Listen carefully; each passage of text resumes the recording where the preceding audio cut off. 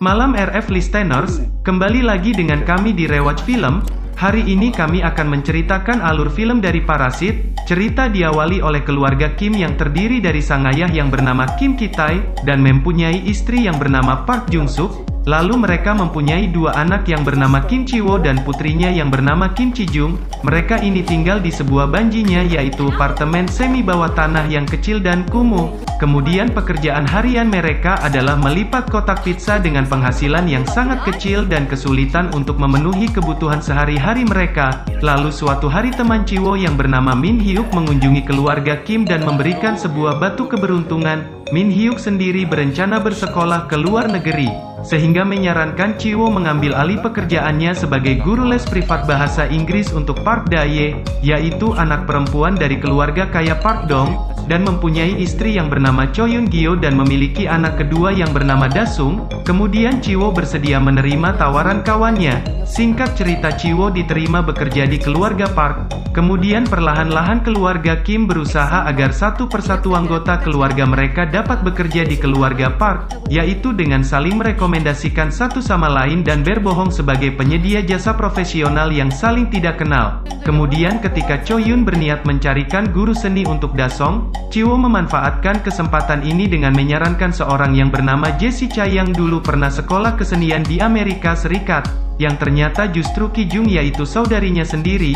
Kemudian singkat cerita, Ki-jung pun diterima di keluarga Park menjadi guru seni Da-sung. Kemudian Ki-jung memfitnah supir keluarga Park Dot dan Park Dong-ik-bot mengusir sopir itu yang menggantikannya dengan seorang mantan supir valet yang ternyata Ki-tae. Dan untuk terakhir kalinya Ki-tae berkomplot dengan kedua anaknya untuk memasukkan Jung-suk jadi asisten rumah tangga, dengan mencoba menakut-nakuti bahwa pembantu mereka saat ini Moon Gua mengidap penyakit TBC dengan memanfaatkan alergi buah persiki yang dideritanya.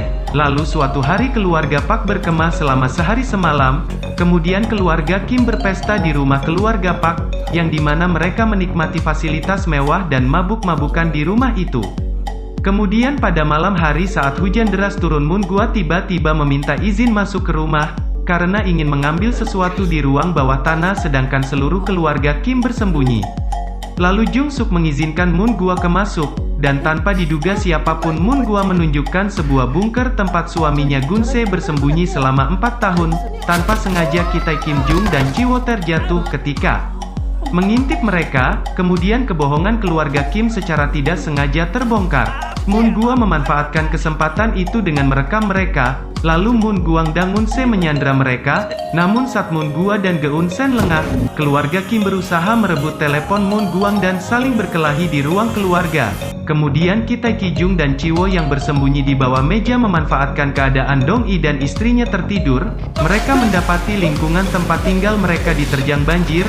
Apartemen mereka terendam hingga setinggi dada dan langsung berupaya menyelamatkan barang-barang yang masih bisa diselamatkan. Moon Guang meninggal akibat geger otak. Lalu Gun-se menangis dan marah ingin balas dendam. Kemudian keesokan harinya Yeon-gyo mengadakan pesta ulang tahun untuk Da-sung. Ia pun mengundang Ki-jung dan Chi-wo, sementara Ki-tae dan Jung-suk diminta datang untuk bekerja.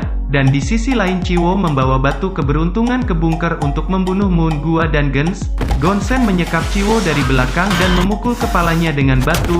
Kemudian Gun-se keluar dari bunker dan mencoba membalas dendam atas kematian istrinya Moon Gua. Ia mengambil pisau dapur dan menusuk Ki-jung di depan para tamu pesta. Lalu Dan-song mengalami kejang akibat trauma setelah melihat Gun-sen menusuk Ki-jung.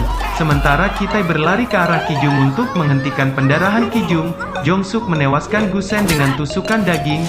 Dari semua kekacauan itu Ki-tae memendam kemarahan atas perilaku Dong kepadanya. Kim-tae mengambil pisau dan menusuk Dong hingga tewas.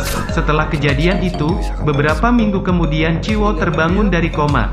Chi-wo dan ibunya dihukum dengan dakwaan penipuan dan menjalani masa percobaan. Chi-wo memata-matai rumah keluarga Park yang kini telah dijual melihat kode Morse dari lampu yang berkedip-kedip, yang diterjemahkan sebagai pesan. Kita yang kini bersembunyi di bunker rumah itu. Lalu kita sendiri mengubur jasad Moon Guang di halaman belakang ketika rumah itu kembali dijual. Kemudian Chi-wo menulis surat kepada ayahnya yang bersumpah bahwa suatu hari dia akan mendapatkan uang yang cukup untuk membeli rumah itu, sekaligus menyatukan kembali keluarga yang tersisa. 그날이 올 때까지